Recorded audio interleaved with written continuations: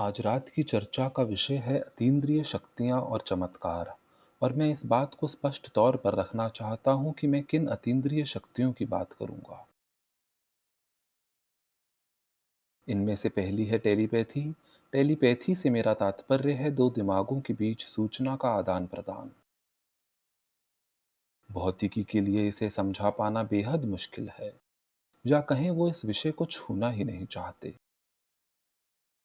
सर्वाधिक आम और शानदार कहानी इस प्रकार के अतीन्द्रिय संचार की, टेलीपैथी द्वारा संचार की, ये है कि एक माँ जो मैन प्रांत में रहती है अचानक से आधी रात को जाग पड़ती है, क्योंकि उसे एहसास होता है कि उसकी बेटी जो कैलिफोर्निया में रहती है वो किसी परेशानी में है। आनन फानन में वो अपनी बेटी को टेलीफोन करती है और पूछती है कि क्या हुआ, सब ठीक है ना। और उन्हें पता चलता है कि उनकी बेटी का अपने पति से अभी अभी झगड़ा हो गया, या उनकी बेटी की कार दुर्घटनाग्रस्त हो गई है, या ऐसा ही कुछ। किसी तरह 3000 मील की दूरी से इस प्रकार का सूचना का आदान प्रदान हो पाता है। ऐसा अंतरंग लोगों के बीच आमतौर पर होता है, ऐसे लोग जो गहन रूप से एक दूसरे से जुड़े होते हैं, माँ बेटी, प्रेमी प्रेमिका, पति पत्नी, भाई बहन इत्यादि। अगला प्रकार जिसके बारे में हम बात करेंगे वो है दूरदर्शन, जिसे मैं एक तरह से अतीन्द्रिय दृष्टि कहना चाहूंगा। दूरदर्शन। मैं इन चीजों को परिभाषित करने का प्रयास कर रहा हूं, हालांकि मुझे लगता है कि सब लोग इसके बारे में जानते हैं। ये तब होता है जब कोई एक स्थान पर बैठा हुआ किसी अन्य स्थान पर ध्यान केंद्रित करता है और उस स्थान के बारे में सही सूचना प्राप्त कर लेता है कि वहां क्या चल रहा है। कुछ प्रकार के अतीन्द्रिय संपर्क, कुछ प्रकार की अतीन्द्रिय शक्तियां हैं जिनके बारे में मैं आज बात नहीं करूंगा, या मेरी आज की बातचीत का संबंध उनसे नहीं होगा। जैसे भविष्य में झांक लेना, और मुझे लगता है कि भविष्य दर्शन में कुछ सच्चाई अवश्य है जिसमें विषय से प्राप्त सूचना का वर्तमान में प्रयोग शामिल है। और ये उलझा देने वाली बात है, क्योंकि ये एक नया ही पिटारा खोल देती है, ऐसा पिटारा जिसे समझना समेटना बेहद मुश्किल है, क्योंकि भविष्य से सूचना वर्तमान में लाना भौतिक शास्त्रों के आधारभूत कायदों को हिला कर रख देता है। ये उनके समय की प्रकृति के बारे में अनुमान और नियमों को ध्वस्त करके रख देता है, और वे चाहते हैं कि हम उतना ही करें जितना हम संभाल सकें। तो हम ताश के पत्तों से भविष्य देखना, हस्तरेखा शास्त्र, चाय की पत्तियों से भविष्य देखना, स्फटिक पढ़ना आदि के बारे में बात नहीं करने वाले। ये सब अनुभव के भिन्न भिन्न वर्गों का हिस्सा है। और एक बात जो टेलीपैथी और दूरदर्शन को अन्य प्रकार की अतीन्द्रिय कार्यों से अलग करती है वो है कि इसमें मात्र मानव मस्तिष्क शामिल है। कोई टैरोट कार्ड नहीं, कोई स्फटिक की गेंद नहीं, कोई चाय नहीं। इसे हम आज शामिल नहीं कर रहे, और वो कारण जिससे हम इसे शामिल नहीं कर रहे वो है कि ये चर्चा एक बिल्कुल नए प्रकार के सबूतों से संबंधित है। सबूत जो कनाडा की एक प्रयोगशाला से आए हैं, जहां एक नई तकनीक का इस्तेमाल किया गया, टेलीपैथी और दूरदर्शन को समझाने के लिए। यहाँ एक तस्वीर है इसके पहले नमूने की। इस यंत्र को ऑक्टोपस कहा जाता है, क्योंकि इसमें 8 चुंबकीय कुंडलियां हैं, या 8 कुंडलियों के जोड़े हैं जिन्हें मस्तिष्क के चारों ओर व्यवस्थित किया गया है। ऊपर से आप इन्हें कुछ बेहतर तरीके से देख सकते हैं। ये फिल्म कनस्तर है, और प्रत्येक फिल्म कनस्तर में 2 चुंबकीय कुंडलियां हैं जो असल में एक प्रकार की विद्युत चुंबक है, और कुछ एक सिग्नल का इस्तेमाल इस तकनीक में किया गया है।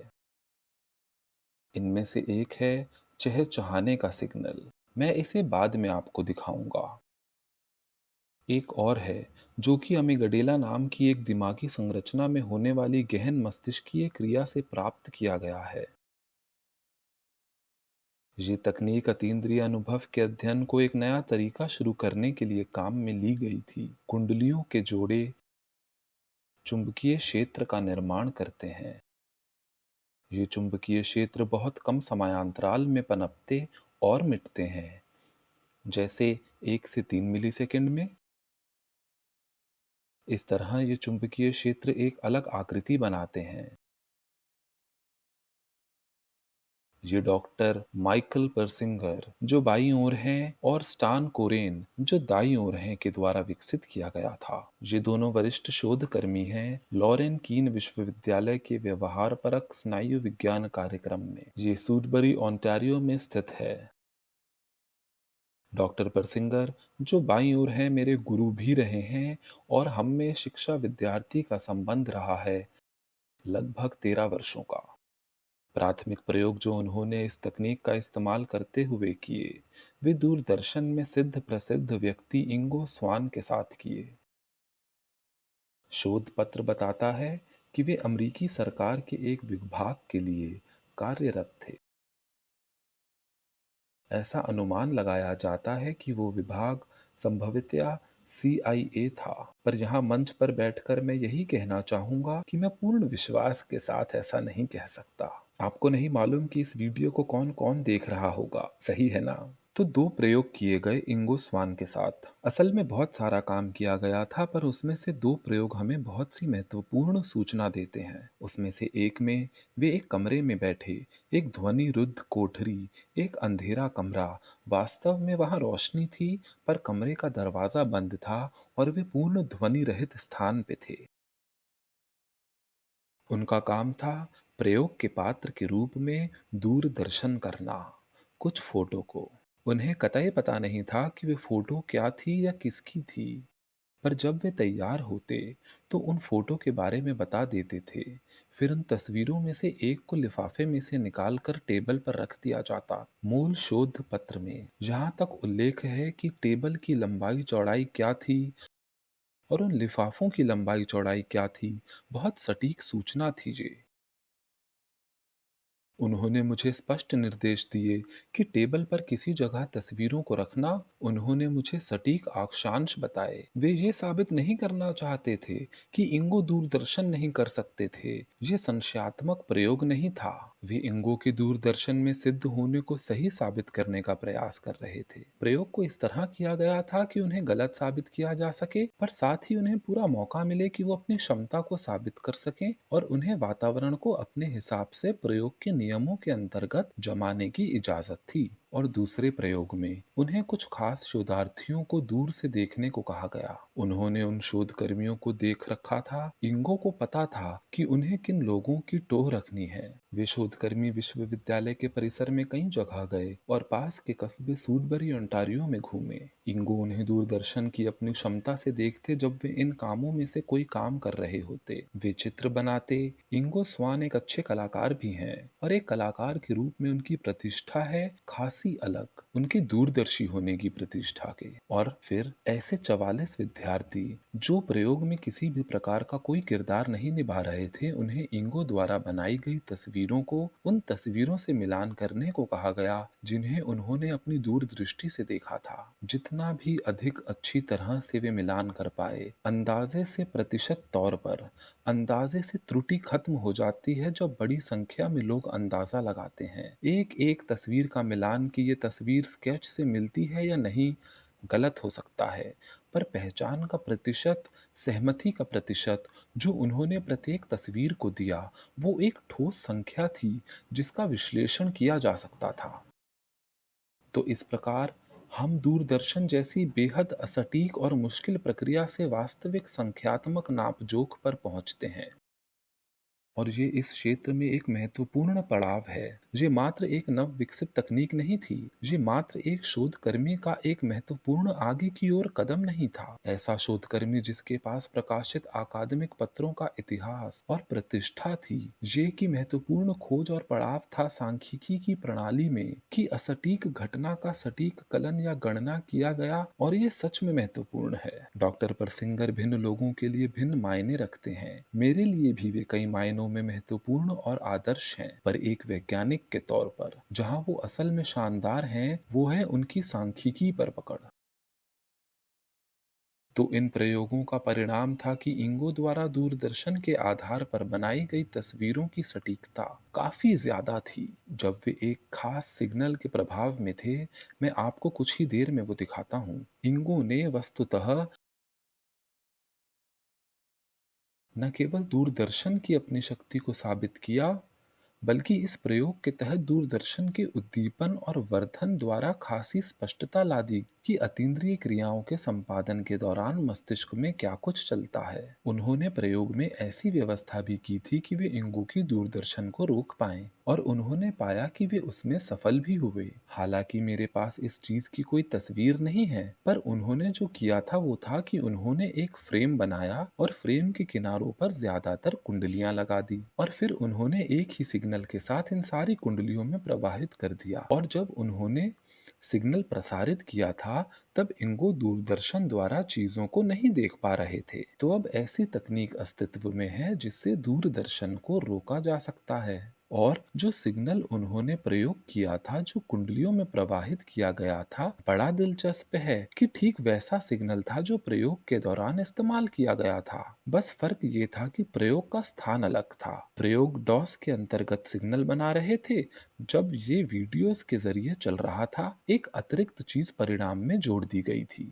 और उस अतिरिक्त चीज जिसमें आंशिक पैटर्न जैसा कुछ था, गणित की अव्यवस्था, मॉडल मात्र ही इस अतिरिक्त इनपुट को समझा सकता है। और जब इसे जोड़ा गया तो इंगो फिर दूरदर्शन से चीजें नहीं देख पा रहे थे। मतलब वे न केवल इंगो को दूरदर्शन की क्षमता द्वारा देखने दे रहे थे और इसे बढ़ा पा रहे थे, बल्कि उन्होंने इसे रोक पाने का तरीका भी खोज लिया था। और इससे एक प्रकार से इन सारे प्रयोगों पर विश्वसनीयता का ठप्पा लग गया, जो किसी और तरीके से नहीं प्राप्त हो सकता था। किसी चीज को वैज्ञानिक तौर पर समझाने के लिए मात्र ये पर्याप्त नहीं कि वो चीज घटित हो जाए। यदि आप उस चीज को होने से रोक भी सकते हैं तो फिर ये बेहद मददगार साबित होता है। तो ये इन प्रयोगों का पहले दौर का हिस्सा था, जिसमें केवल एक व्यक्ति पर प्रयोग हुआ, पर फिर और भी प्रयोग हुए इस तकनीक का इस्तेमाल करके, जिसमें अन्य लोग भी शामिल थे जो भौतिकी से नहीं जुड़े थे। और ये महत्वपूर्ण है, अन्य लोग जिन पर यह प्रयोग किया गया, जिनके जिक्र मैं करूंगा, उनमें से कोई भी भौतिकी में प्रशिक्षित नहीं था। उनमें से कोई भी कोई अतिरिक्त कौशल युक्त नहीं था। कोई संज्ञानात्मक या भावनात्मक कौशल प्रयोगशाला में भाग लेने के दौरान नहीं था। हम सामान्य दिमाग वाले सामान्य लोगों के साथ काम कर रहे हैं और जानना चाह रहे हैं कि किस प्रकार उनकी अतीन्द्रित क्षमताएं जागृत की जा सकती हैं या बढ़ाई जा सकती हैं। इन प्रयोगों में से एक में घनिष्ठ लोगों के जोड़ों, जैसे भाई बहन, माँ बेटी, जुड़वा और विवाहित दंपत्ति ने भाग लिया। और उनमें से एक, जिसमें ऑक्टोपस उद्दीपन प्राप्त नहीं किया था, मस्तिष्क के चारों ओर चुंबकीय उद्दीपन, एक कमरे में बैठा, उन्हें एक स्थानीय जगह पर खींची गई कुछ फोटो दिखाई गई। एक किसी स्थान की थी, दूसरी एक प्रसिद्ध स्मारक की थी। फिर उनमें से दूसरा, जो अंधेरे कमरे में था, वैसा ही ध्वनिरुद्ध शांत कमरा, पर उनके पास एक माइक था। फिर उन्मुक्त तरीके से उन्हें किसी भी विचार, एहसास, छवि, जो भी उनके दिमाग में आती है, उसे बताने के लिए कहा गया। ये उस दौरान था जब उन्हें उद्दीपन दिए जा रहे थे। और उन्होंने पाया कि वो जो तस्वीर या फोटो देख रहा था, जिसे दूसरे व्यक्ति के साथ उस फोटो में दिखाए गए स्थान से जुड़ी यादें बतलाने के लिए कहा गया, और दूसरा व्यक्ति उन्मुक्त भाव से बिना किसी नियंत्रण के अपने ख्यालात बता रहा था। तब इस व्यक्ति, जो किसी उद्दीपन के प्रभाव में नहीं था और जो फोटो को देख रहा था, उसके कथन उस वक्त के कथन के साथ तुलना किए गए जब वे व्यक्ति उद्दीपन के प्रभाव में थे। इस बार भी वही 44 विद्यार्थी, जिन्होंने अंदाजे से बताया कि वे कथन कितना मिल रहे थे, पाया गया कि मिलान के आंकड़े 2.85 गुना अधिक थे, सामान्य प्रायिकता के मुकाबले। उनकी टेलीपैथी की सटीकता लगभग 3 गुना बढ़ गई थी।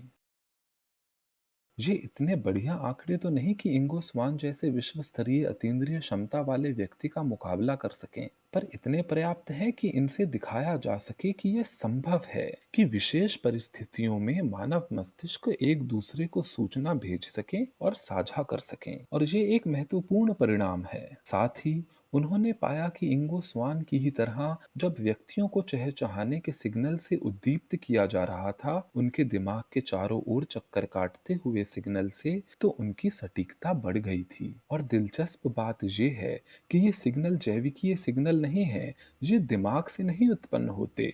ये एक काफी सामान्य प्रकार का सिग्नल है, जो प्रयोगशाला में काम आने वाले एक उपकरण फंक्शन जनरेटर, जिसे टोन जनरेटर भी कहा जाता है, से उत्पन्न होता है। तो एक बक्सा जो संगीत के सिग्नल उत्पन्न कर सकते हैं, वो 440 हर्ट्ज अक्सर ऐसे सिग्नल पैदा कर सकता है। इस बात के कोई जीव वैज्ञानिक आधार नहीं है कि क्या ये सिग्नल इतने सफल हुए। एक अन्य प्रयोग में, जहां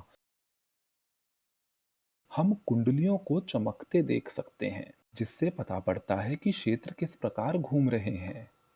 ये एक अन्य प्रयोग था जिसमें केवल भाई बहन, बहन बहन, भाई भाई शामिल थे। उनमें से एक एक कमरे में होता, उसके सर पर ऑक्टोपस होता, उद्दीपन सर के चारों ओर हो रहे होते। दूसरा एक अन्य कमरे में होता और उसके मस्तिष्क का निरीक्षण ईईजी के माध्यम से किया जा रहा था।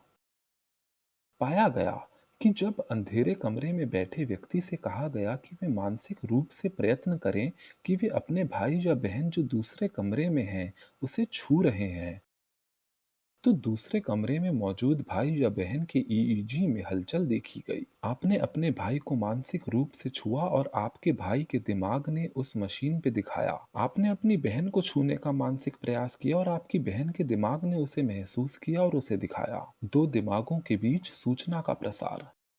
इस बार उन 44 छात्रों के समूह की जरूरत नहीं पड़ी। इस बार ईईजी ने इसे प्रदर्शित कर दिया।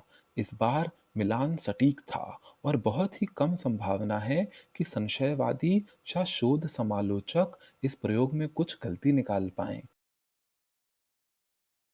और जहां तक मुझे पता है, कहीं कुछ ऐसा प्रकाशित नहीं हुआ जहां इन प्रयोगों की आलोचना की गई हो। और पारंपरिक सहमति जन्य विज्ञान के दृष्टिकोण से अगर देखें तो ये नतीजे विचित्र और जबरदस्त हैं, और ये सच में बहुत कुछ कहते हैं। कई बार वैज्ञानिक वर्ग अपने कथनों से हमें चमत्कृत और खुश कर देता है। इस परिस्थिति में मैं कहूंगा कि वैज्ञानिक वर्ग ने कुछ ना कहकर मुझे चमत्कृत और खुश कर दिया। इसी क्रम में कुछ और जोड़ते हुए, ऐसे कई उदाहरण थे जिनमें दिमाग की ऑक्सीपिटल लोब, जिसमें सहोदरों को छूने वाले प्रयोग शामिल हैं, ने दिमाग के अन्य हिस्सों के मुकाबले ज्यादा प्रतिक्रिया दी। और ये कुछ असामान्य है, एक अप्रत्याशित परिणाम है, क्योंकि सूचनाओं को क्रिया प्रक्रिया और संसाधित करना, जहां तक हम जानते हैं, ऑक्सीपिटल लोब में नहीं होता। ऑक्सीपिटल लोब वस्तुतः प्राथमिक रूप से दृश्यों से संबंधित है। तो किसी भी अन्य अच्छे शोध की तरह इस शोध ने भी हमें कई अनुत्तरित सवाल दिए जो आगे के शोध का विषय बन सकते हैं। अब अगला परिणाम प्रकाशित नहीं हुआ था। मुझे ये डॉक्टर परसिंगर का एक ईमेल के जरिए मिला था, जिन्होंने बतलाया था कि कैसे एक व्यक्ति, इस बार उन्होंने दो ऑक्टोपस इस्तेमाल किए थे, दोनों दिमागी उद्दीपन प्राप्त कर रहे थे, और उन्होंने एक व्यक्ति को कमरे में बैठाया और वो जलती बुझती रोशनी की ओर देख रहा था। दूसरा व्यक्ति एक दूसरे कमरे में ऑक्टोपस उद्दीपन यंत्र लगाए बैठा था, साथ ही ईईजी भी था। और उन्होंने पाया कि जब एक व्यक्ति जलती बुझती रोशनी को देख रहा था, उसी वक्त दूसरे व्यक्ति का ईईजी प्रतिक्रिया दे रहा था। और ये प्रयोग इसलिए महत्वपूर्ण है क्योंकि इस क्षेत्र में पुराने सभी शोधों में मानव मस्तिष्क के साथ या ऊपर काम हुआ है। एक मस्तिष्क से दूसरे मस्तिष्क को प्रसारण, दिमाग का परीक्षण, व्यक्ति का परीक्षण, जब वो दूरदर्शन का प्रयास कर रहा है, इस बार एक रोशनी का प्रयोग हुआ। एक ऐसी चीज जिसका कोई व्यक्तित्व नहीं होता, कोई निजी आभा और तरंगे नहीं। ये एक सीधा प्रसारण था, एक दिमाग से दूसरे दिमाग को। और अपनी ईमेल के अंत में उन्होंने लिखा था कि जब ये प्रयोग खत्म हुआ तो उन्होंने डाइट कोक पीकर जश्न मनाया और महसूस किया कि हम एक बड़े परिवर्तन के मुहाने पर हैं। अब उस उपकरण की बात करते हैं जिसकी चर्चा मैं करता आ रहा हूं, ऑक्टोपस मस्तिष्कीय स्नायु उद्दीपन यंत्र, जिसे परसिंगर और कोरेन ने विकसित किया था। ये शिव यंत्र है, और शिव यंत्र मेरी इजाद है, जिसे मैंने डॉक्टर परसिंगर की तकनीक के आधार पर विकसित किया, और इसमें उनका पूर्ण सहयोग और सहायता रही। शायद मेरी उनसे आधा दर्जन से अधिक बार फोन पर बात हुई होगी, जिनमें उन्होंने मुझे विस्तार से सिग्नल के मापदंड समझाए, किस तरह से वे घूमते हैं जब वे दिमाग के चारों ओर चक्कर लगाते हैं। वे मात्र एक कुंडली से दूसरी कुंडली में नहीं जाते, वे एक कुंडली से दूसरी कुंडली में एक गति से जाते हैं। मान ले कि 10 की गति से, फिर 12 की गति से, 14, 16, 18, 20, यानी कि प्रत्येक जगह पर समयांतराल बढ़ता जाता है जैसे जैसे ये आगे बढ़ता है। यानी कि सिग्नल बदलते हैं, चुंबकीय क्षेत्र बदलते हैं। वे हर मिली सेकंड में कमजोर और शक्तिशाली होते रहते हैं और इनकी एक कुंडली से दूसरी कुंडली में स्थानांतरित होने की दर भी लगातार बदलती रहती है। एक सवाल है।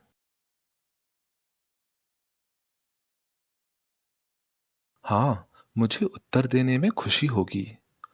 चुंबकीय क्षेत्र एक क्षेत्र से संबंधित अवधारणा है। मैं इस हिस्से पर शीघ्रता से बात करूंगा क्योंकि ये कुछ उबाऊ हो जाता है। पर ऊर्जा विज्ञान की शब्दावली में वो चीज है जो एक पिंड, द्रव्यमान या निकाय में होती है और उसे कार्य करवाती है। और कार्य वो है जो बल लगाने पर बदलता है, और बल वो है जो जड़त्व को बदलता है। तो चुंबकीय क्षेत्र बल होते हैं। विद्युत चुम्बकीय विकिरण जैसी चीजें जो विद्युत चुम्बकीय आवृत्तियों में घटित होती हैं, ऊर्जा होती हैं। और ये एक महत्वपूर्ण अंतर है इस तकनीक को समझने हेतु, क्योंकि विद्युत चुम्बकीय में माइक्रोवेव जैसी चीजें भी शामिल हैं। और आप अपने सर के चारों ओर एक माइक्रोवेव जैसी चीज नहीं चाहेंगे, जबकि चुंबकीय क्षेत्र बिल्कुल सुरक्षित होते हैं। और जैसा कि मैं जल्द ही वर्णन करूंगा, हम सब पूरे समय चुंबकीय क्षेत्र में डूबे रहते हैं, खासकर पृथ्वी के चुंबकीय क्षेत्र में लगातार। तो ये एक अच्छा बिंदु है। तो ये डिजाइन एक जटिल व्यवस्था का, जिसमें चुंबकीय क्षेत्र बदलते रहते हैं और अपना स्थान बदलते रहते हैं। ये डिजाइन दिमाग में काम करने वाली एक बात, एक चीज, एक कारक से आता है जिसे बंधन या सेतु का कारक कहते हैं।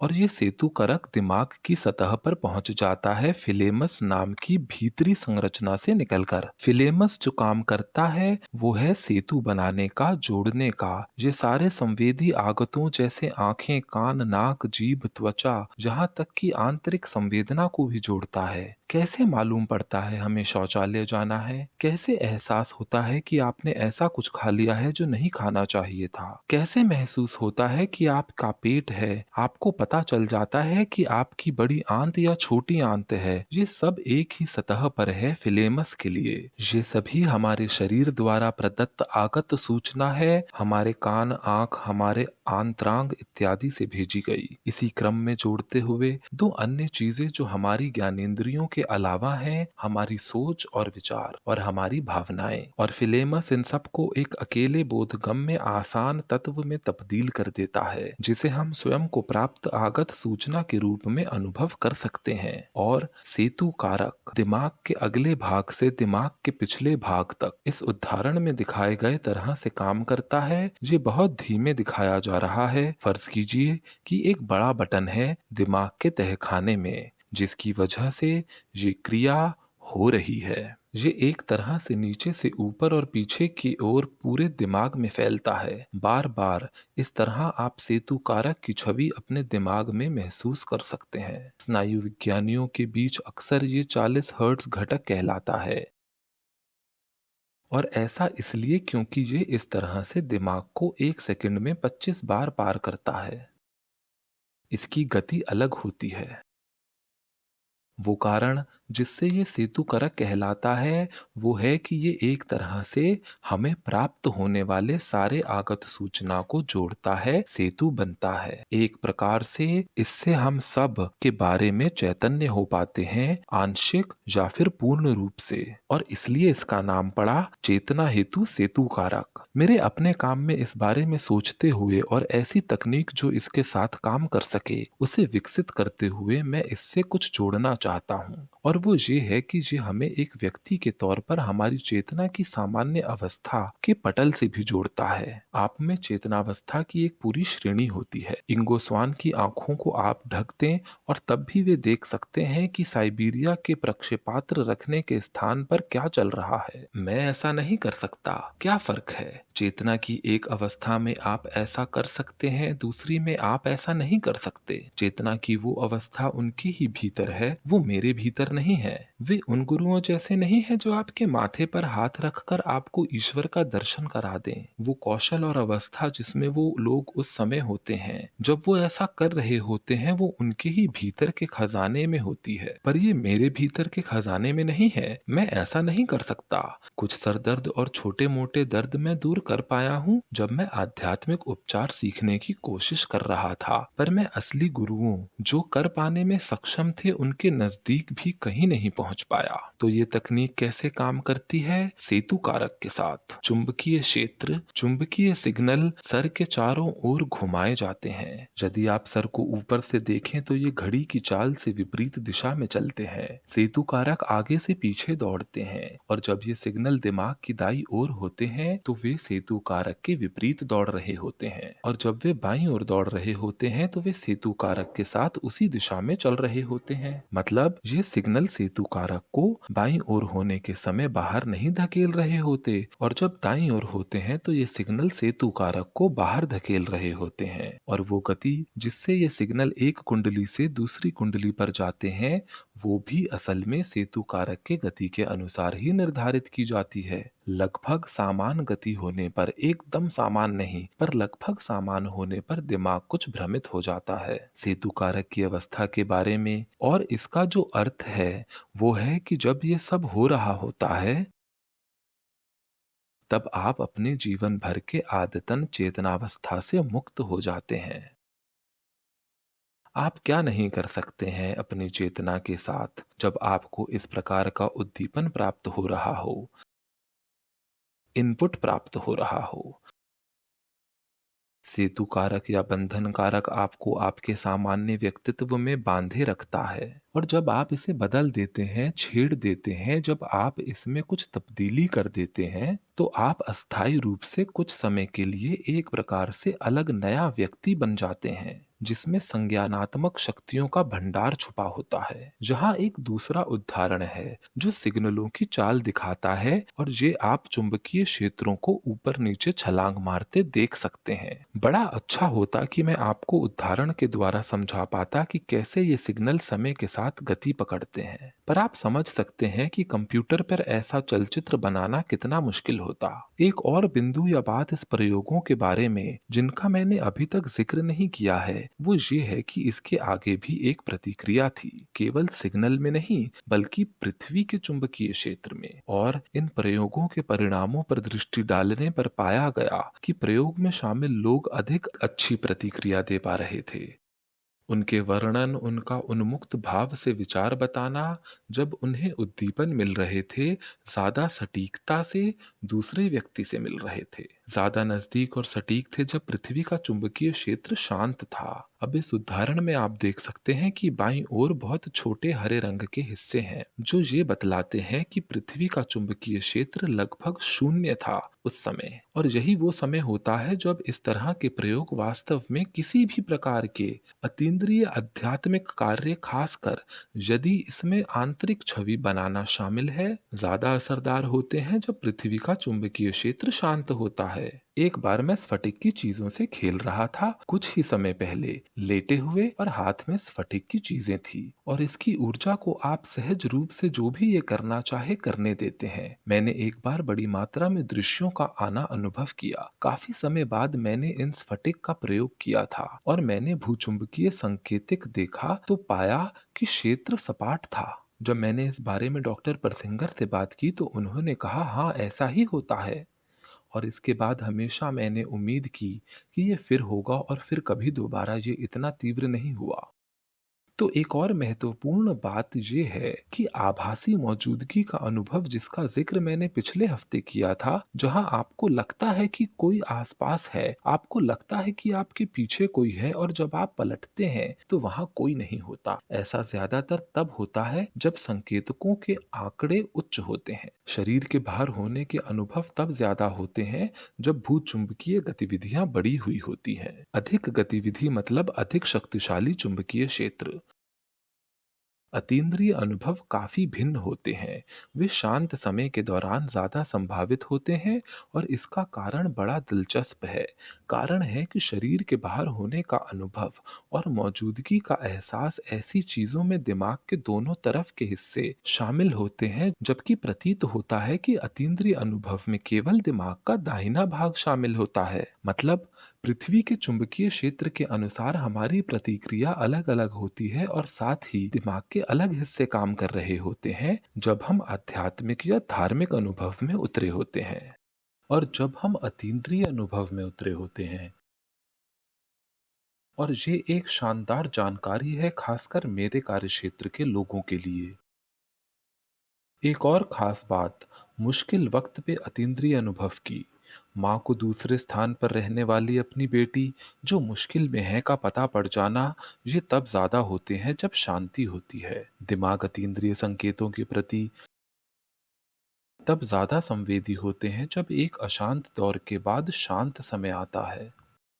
मतलब, जब पहले पृथ्वी का चुंबकीय क्षेत्र उफान पर होता है और बहुत सी अशांति होती है, भूचुंबकीय तूफान चल रहे होते हैं, और कुछ घंटों बाद जब चीजें शांत हो रही होती हैं और बहुत सहज हो जाती हैं, वो वक्त होता है ज्यादा प्रभावी अतीन्द्रिय कार्य के लिए। और इसके बारे में एक रुचिकर बात यह है कि हमारा दिमाग इसके अनुकूल चलता है। मतलब कि हमारे दिमाग में कुछ ऐसा प्रक्रम है जो हमारी चेतना को पृथ्वी के चुंबकीय क्षेत्र के अनुक्रम में बदल देता है। और समय समय पर जब ये अतिरिक्त सूचना खंड, अतिरिक्त अतीन्द्रिय अनुभव मस्तिष्क को उपलब्ध होते रहते हैं, तब तब हमारा दिमाग पूर्ति करता रहता है। भूचुंबकीय शोर की नहीं, जो आप सोचते हैं कि दिमाग के सामान्य कार्य में बाधक हो सकती है, अपितु भूचुंबकीय प्रशांति के प्रति। मतलब, हमारे दिमाग जो सामान्यतः चालू रहते हैं, दिमाग के सभी हिस्से, सभी केंद्र चालू रहते हैं जब तक कि उन हिस्सों को बंद करने के लिए न कहा जाए। सब कुछ कार्यशील रहता है जब तक कि कुछ इसे अवरुद्ध न करे। ये हमें भूचुंबकीय क्षेत्र में आने वाले शांत समय के प्रति अधिक संवेदी बना देता है। एक और चीज हमारे दिमाग के बारे में, ये मैग्नेटाइट से भरा होता है। असल में हमारा दिमाग इसलिए पृथ्वी के चुंबकीय क्षेत्र के प्रति प्रतिक्रिया देता है क्योंकि हम इसी प्रकार बनाए गए हैं, और हम में भारी मात्रा में असल मैग्नेटाइट क्रिस्टल होते हैं। 5 लाख मैग्नेटाइट क्रिस्टल प्रति ग्राम होते हैं हमारे दिमाग के केंद्र में। सामान्य दिमागी ऊतक में 5 लाख प्रति ग्राम, और औसत मानव दिमाग 1400 ग्राम का होता है। दिमाग का बाहरी भाग, झिल्ली जो इसे घेरे रहती है, उसमें प्रति ग्राम 10 करोड़ मैग्नेटाइट क्रिस्टल होते हैं। और इन मैग्नेटाइट क्रिस्टलों की आकृति प्रकृति में नहीं पाई जाती, ये केवल जैविक ऊतकों में मिलती है।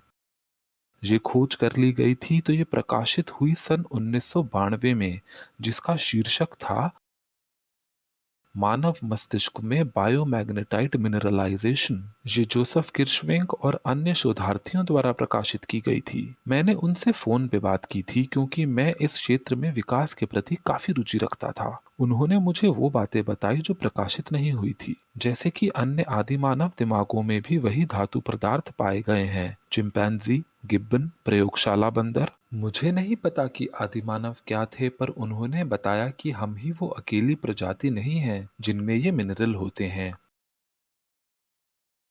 और न ही दिमाग में बनने वाले क्रिस्टल केवल हमारी प्रजाति में होते हैं, और इसे समझाना कठिन है कि क्यों हम में ही वो क्रिस्टल की अद्वितीय आकृति आकार लेती है। वे व्यवस्थित भी होते हैं और वे साफ सुथरी श्रृंखला के रूप में प्रकट होते हैं और ये सब चुंबकीय क्षेत्र नाम की चीज को बढ़ा देता है। ये एक प्रकार से संवेग का चुंबकीय प्रकार है। ये असल में उन्हें ज्यादा बल झेलने में सक्षम बनाता है और यही चुंबकीय क्षेत्र होते हैं, वे बल होते हैं, ऊर्जा नहीं। ये उन्हें और अधिक चुंबकीय बल झेलने में सक्षम बनाता है। शायद इसी कारण से दिमाग भूचुंबकीय हलचल के मुकाबले शांत समय को अधिक तरजीह देता है, क्योंकि वो इस तरह व्यवस्थित होते हैं कि वे ज्यादा अच्छी तरह पृथ्वी के चुंबकीय क्षेत्र से आने वाली सूचनाओं को संभाल पाएं, बड़े परिवर्तनों को संभाल पाएं, बड़े चुंबकीय क्षेत्रों को संभाल पाएं। और जब चीजें अचानक से नीचे उतर आती हैं और शांत हो जाती हैं, तो इन मैग्नेटाइट क्रिस्टल की लंबी श्रृंखलाओं को अपना काम भी बदलना होता है।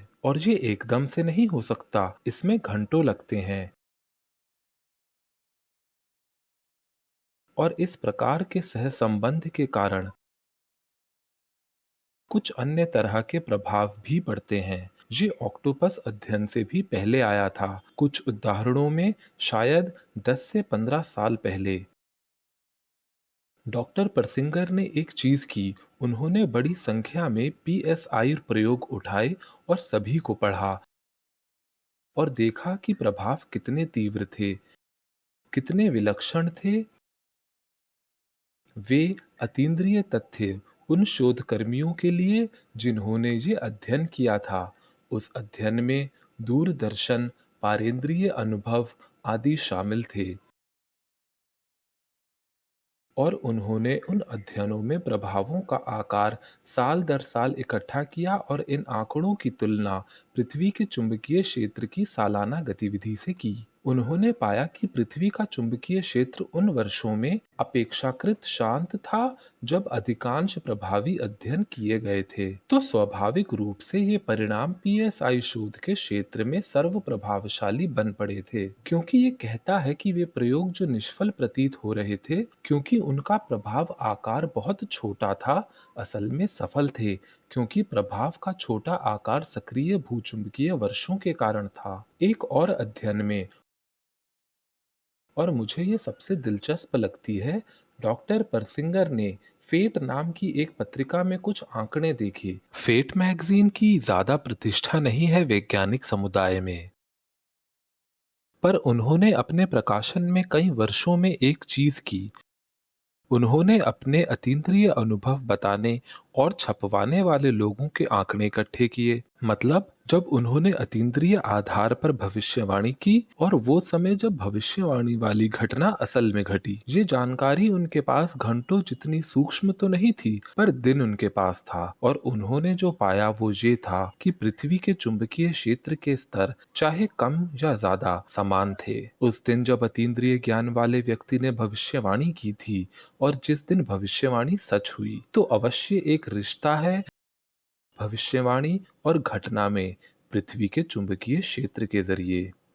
और एक बात जो मैं आपसे पहले ही साझा कर चुका हूँ वो है कि शरीर से बाहर होने के अनुभव भूचुंबकीय तूफानों के समय अधिक संभाव्य होते हैं। और उस पत्र को प्रकाशित करवाते समय एक बात उन्होंने कही कि इस बात की बहुत संभावना है कि वास्तविक क्षेत्र बल कार्यशील चीज नहीं थी। ये केवल क्षेत्र के शक्तिशाली या कमजोर होने की बात नहीं थी, बल्कि भूचुंबकीय तूफानों के समय या जब ये अशांत होता है या फिर बहुत शांत होता है, तो सूचना या तो मौजूद होती है या नहीं होती और ये इसमें भूमिका निभाता है। इसका क्षेत्र की शक्ति से कोई लेना देना नहीं, बल्कि किस प्रकार की सूचना इसमें गुथी है उससे है। और सूचना अलग अलग होगी जब भूचुंबकीय तूफान होंगे और जब भूचुंबकीय शांति होगी। उस प्रकाशित लेख में एक और बात जो उन्होंने कही और जिसे मैं भी इस श्रृंखला में कई मर्तबा कह चुका हूँ, वो ये है कि इस अवधारणा पर विचार करना चाहिए कि क्या यह संभव है कि हमारी चेतना का कुछ हिस्सा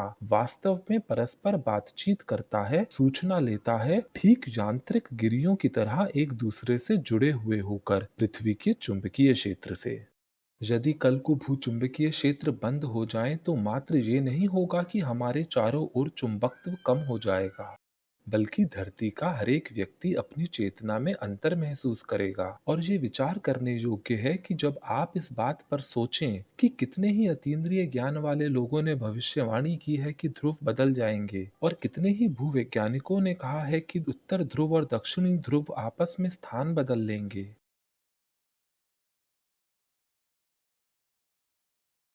और बहुत दिलकश तस्वीर है पृथ्वी के चुंबकीय क्षेत्र की। इसे देखकर लगता नहीं कि कितना ज्यादा गहनता से धरती का चुंबकत्व प्रभावित हो सकता है यदि सूर्य के तूफानों में बड़े परिवर्तन हो जाएं। ये सब एक बड़े तंत्र का हिस्सा है।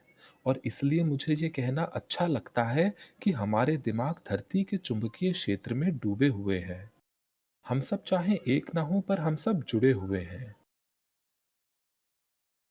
तो दिमाग का एक हिस्सा जिसके बारे में यहाँ सबसे ज्यादा बात हो रही है वो है हिप्पोकैम्पस। और दोनों हिप्पोकैम्पस नहीं, दाहिने ओर वाला, जहाँ भाषा के केंद्र नहीं होते। और अभी तक कोई ठीक ठीक ये नहीं बता पाया है कि दिमाग के दाहिने अर्ध में क्या चल रहा है। भाषा बाईं ओर घटित होती है, पर महत्वपूर्ण बिंदु ये है कि अतीन्द्रिय सूचना अशाब्दिक सूचना होती है। हिप्पोकैम्पस एक बेहद संज्ञानात्मक संरचना है। इसे दिमाग का संदर्भ उत्पन्न करने का इंजन कहा जाता है। ये चीजें लेता है, उनका संदर्भ ढूंढता है, इनके बीच संबंध बनाता है। और अगर इसके पास कोई संदर्भ नहीं है तो ये स्वमेव एक संदर्भ उत्पन्न कर लेता है। ये त्रिविम या स्थानिक स्मृति स्थानिक अनुभव में गहरे रूप से शामिल होता है। ये हमारे आंतरिक नक्शों को बनाए रखने में महत्वपूर्ण भूमिका निभाता है। कैसे आप बिस्तर से उठकर दरवाजे से होते हुए नजदीक की दुकान तक जाते हैं और फिर लौटते हैं बिना रास्ते के बारे में सोचे। ऐसी चीजों में हिप्पोकैम्पस खासा शामिल होता है। ये स्मृति की रचना करता है, हमारे आज के पलों का अनुभव लेता है और उन्हें स्मृति में तब्दील कर देता है, जिसे हम बाद में काम में ले सकते हैं। ये हमारे सपनों के तत्वों में भी शामिल होता है। ये अन्य दिमागी संरचनाओं के तारतम्य से चीजें उठाता है और सपनों में डालता है। ये हमारी सपनों की बारीक संरचना गढ़ता है। ये थीटा तरंगों का भी स्रोत होता है जो दिमाग से ही बनती हैं। ये कम आवृत्ति वाले 5-8 हर्ट्ज तरंगे होती हैं जो हमारा दिमाग उत्पन्न करता है जब हम ध्यान, तंद्रा, सम्मोहन या फिर अर्ध निद्रा आदि में होते हैं।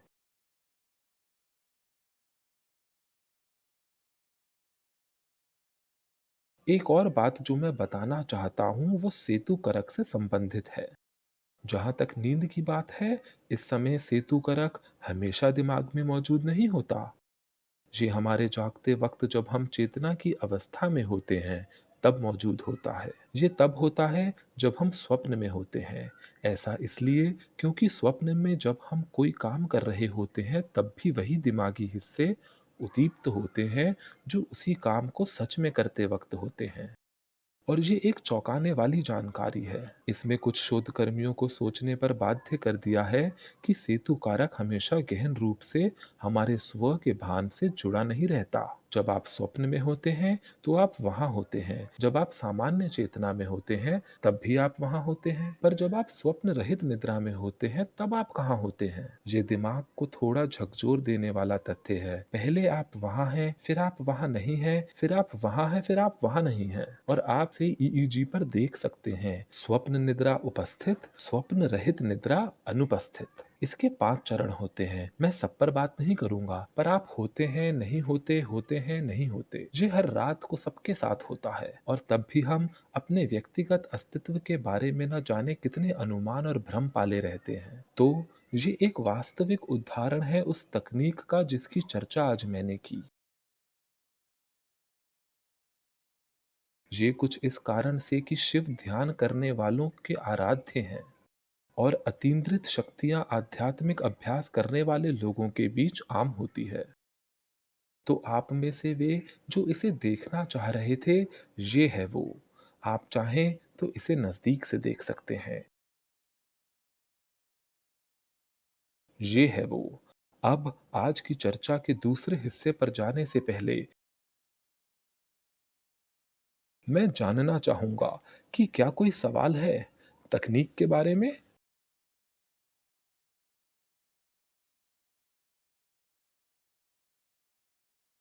शारीरिक सनसनाहट के तौर पर ज़्यादा कुछ नहीं। जब सबसे असरदार सत्र रचना प्रयोग की जाती है, ये एक हल्की परिवर्तित की गई अवस्था है जो सत्र के शुरुआत में आती है और लगभग 45 मिनट तक रहती है। सत्र के अंत के करीब व्यक्ति वास्तव में खुद को थोड़ा थका हुआ या विश्राम में बहुत विश्राम में पाते हैं। उनका दिमाग चाहता है कि वो कुछ बंद या मंद हो जाए, क्योंकि उद्दीपन का लक्ष्य दिमाग का दाहिना हिस्सा होता है। दाहिने अर्ध के अनुभव और घटनाएं व्यक्ति की जागृति और जागरूकता पर हावी होते हैं, और सबसे आसानी से जान सकने वाला दाहिने अर्ध का तथ्य या घटना है थकान या विश्राम। किसी और को कुछ पूछना है? हाँ,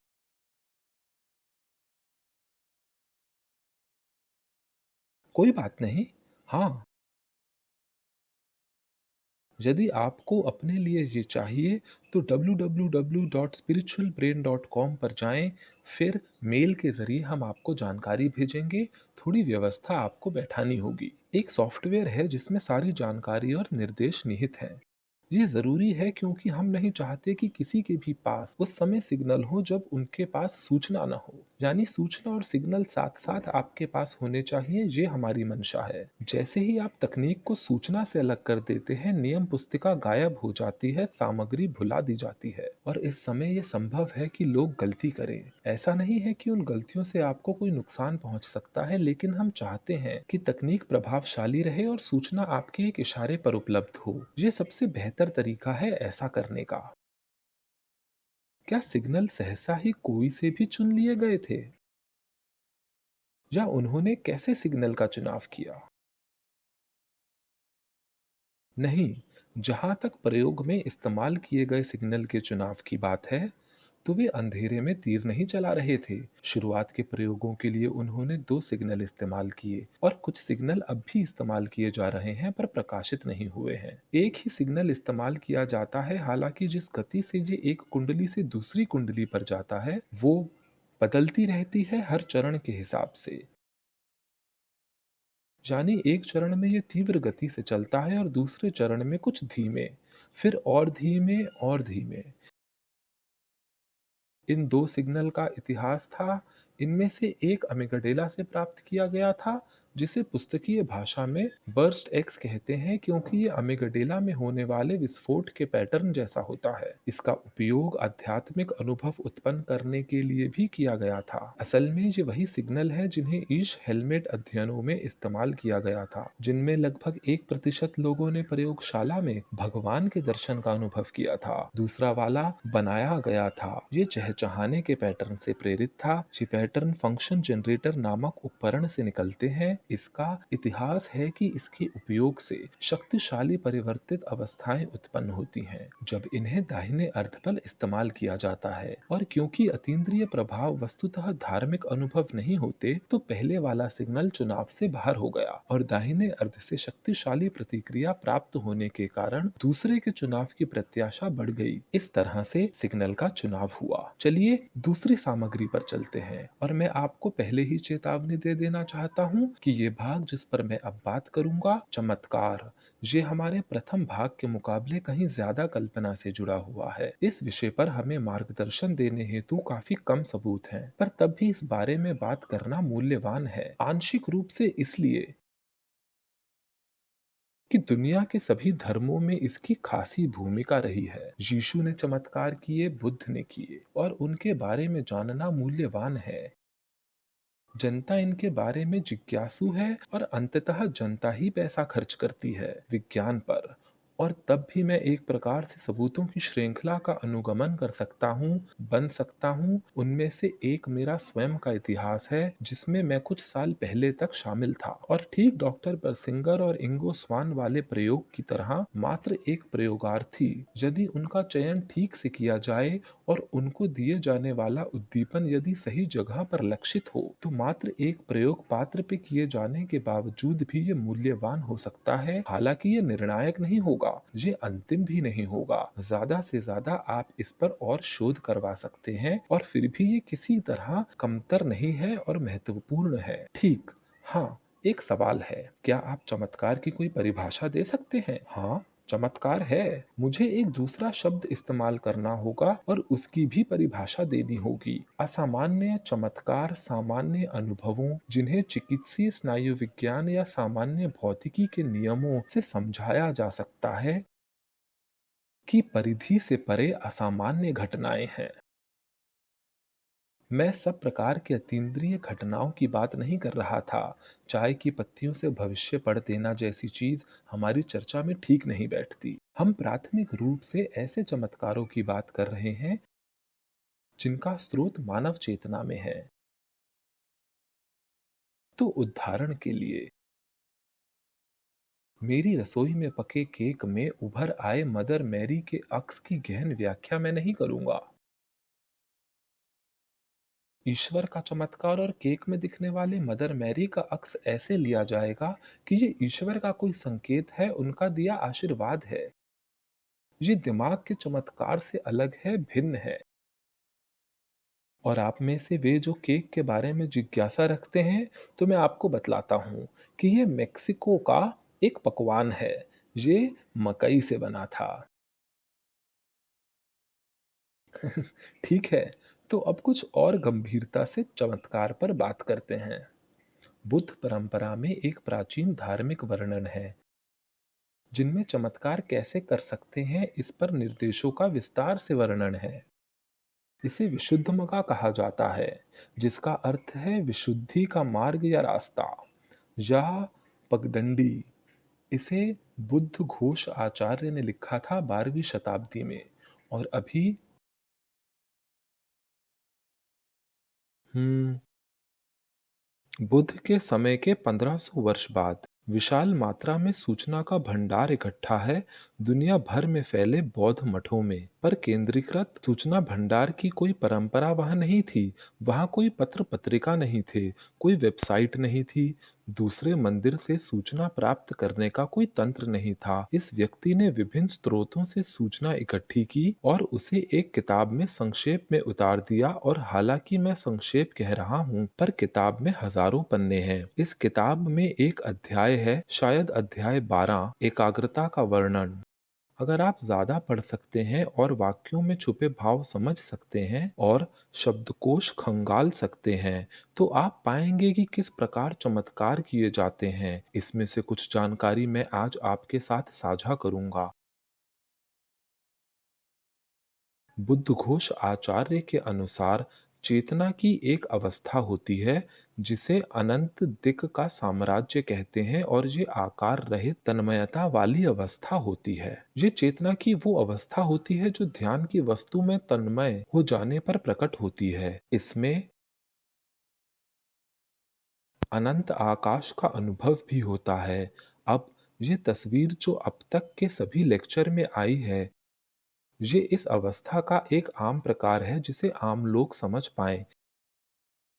इसको शून्य कहा जाता है। निकट मृत्यु अनुभवों में ये कई बार प्रकट होता है जहां मध्य में एक रोशन बिंदु होता है। पीओटी सेवन के बाद भी ऐसे दृश्य लोगों ने देखे हैं। ऐसे लोग भी हैं जिन्हें सर पर चोट लगी और उन्हें ऐसा अनुभव हुआ। और प्रकाश के बिंदु के बिना ये केवल एक अनंत अंधेरा आकाश है। पर इसमें स्थान के भाव के अलावा और भी बहुत कुछ है। इसकी एक बनावट होती है, इसका एक कंपन होता है, इसकी एक आवाज होती है जिसे सुना नहीं जा सकता, बनावट जिसे छुआ नहीं जा सकता। इसके पास देने के लिए एक सूचना या जानकारी होती है, पर शब्द प्रकट नहीं होते जिससे सूचना को प्राप्त किया जा सके। मेरे विचार में इस अवस्था में जो हो रहा होता है वो ये है कि जब व्यक्ति अनंत के साथ आमने सामने होता है, अपने जहन में वो ये है कि त्रिविम या आकाशीय अनुभव जो हिप्पोकैम्पस का क्षेत्र है अबाधित हो जाता है।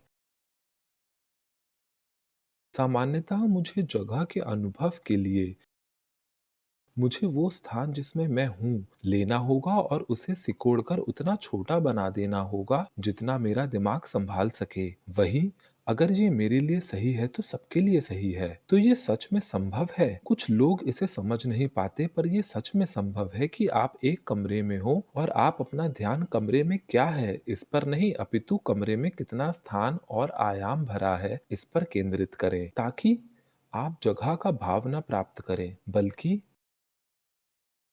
इसमें कितनी जगह समाहित है इस पर ध्यान लगा पाएं। और अगर आप इसे अबाधित कर दें तो दिमाग, ऐसा कहा जाता है कि दिमाग फलन बनाकर काम करता है। फिर ये फलन को रोक देता है, बाधित कर देता है, और फिर बाधा या रोक को बाधित कर देता है, और फिर फलन की बाधा या रोक की बाधा को बाधित कर देता है। मतलब विकासात्मक इतिहास में दिमाग की जटिलता बढ़ती जाती है। बाधाएं बनाने से, जटिल स्तरों पर बाधाएं बनाते जाने से, जब तक कि बाधा के 5 या 6 पायदान से एक अकेला पायदान ना बन जाए। एक को चालू कर दो, दूसरे को बंद कर दो, तीनों हो तो, ताकि एक अकेली मस्तिष्कीय संरचना जो एक या दो मुख्य कार्य करती है, असल में विस्तार करने पर सैकड़ों हजारों तरीकों से काम कर सकती है। और ये एक तरीका है जिससे दिमाग एक साधारण चीज जो सिर्फ एक कीड़े को ये बात बता सकता है कि क्या भोजन है और क्या नहीं, उससे इस तरह का दिमाग जो हमारे पास है में विकसित हुआ, जहां हम बता सकते हैं कि भोजन क्या है और क्या नहीं। लेकिन अगर हम चाहें तो कलन भी सीख सकते हैं, और मैं उम्मीद करता हूं कि ये अंतिम बार है जब मैंने कलन शब्द का इस्तेमाल किया है।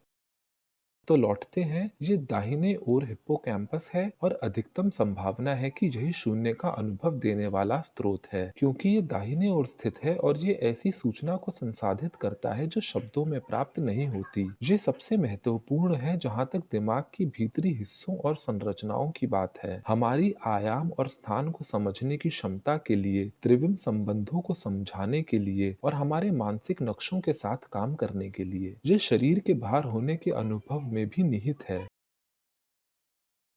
जिसमें आप अनुभव करते हैं कि आपका शरीर और आप आकाश में अलग-अलग स्थान पर हैं। वो एक तरीका या कारण जिससे ये अनुभव करते हैं कि आप शरीर के बाहर हैं, वो है कि आप एक अलग स्थान पर हैं और आपका शरीर अलग स्थान पर है। और ये छोटा-सा, हल्का, शायद महत्वहीन जानकारी असल में हमें एक मजबूत और महत्वपूर्ण इशारा देती है, ये समझने के लिए कि कौन से दिमागी हिस्से इसमें शामिल होते हैं। एक और बात हिप्पोकैम्पस के बारे में, और मुझे लगता है कि ये मैं पहले बता चुका हूँ, पर दोबारा बताने में कोई नुकसान नहीं। ये मस्तिष्क की थीटा तरंगों का मुख्य और शायद अकेला स्रोत है, और इसमें अर्धनिद्रा, सम्मोहन, ध्यान, तंद्रा आदि चीजें आती हैं। आपको ये समझाने हेतु कि हिप्पोकैम्पस क्या कर सकता है और क्या दाहिने ओर वाला बाईं ओर वाले से बहुत अलग है, मैं आपसे थोड़े समय के लिए एक कल्पना में उतरने के लिए कहूंगा। एक निर्देशित मानसिक दर्शन। और आप ऐसा कुछ नहीं देखेंगे जो आप सामान्यतः देखते होंगे। इस क्रिया के पहले हिस्से में आप ये करेंगे कि आप कल्पना करें, आप सब कृपया अपनी आंखें बंद कर लें। इस तस्वीर को देखने के बाद सब लोग कुछ गहरी सांसें लें। कृपया सांस भीतर लें और कल्पना करें कि आपके पीछे का स्थान और आपके बाईं ओर की जगह बढ़ गई है, अनंत हो गई है, आकाश तक बढ़ गई है, और आपके दाहिने ओर की जगह आपके ठीक पीछे खत्म हो गई है।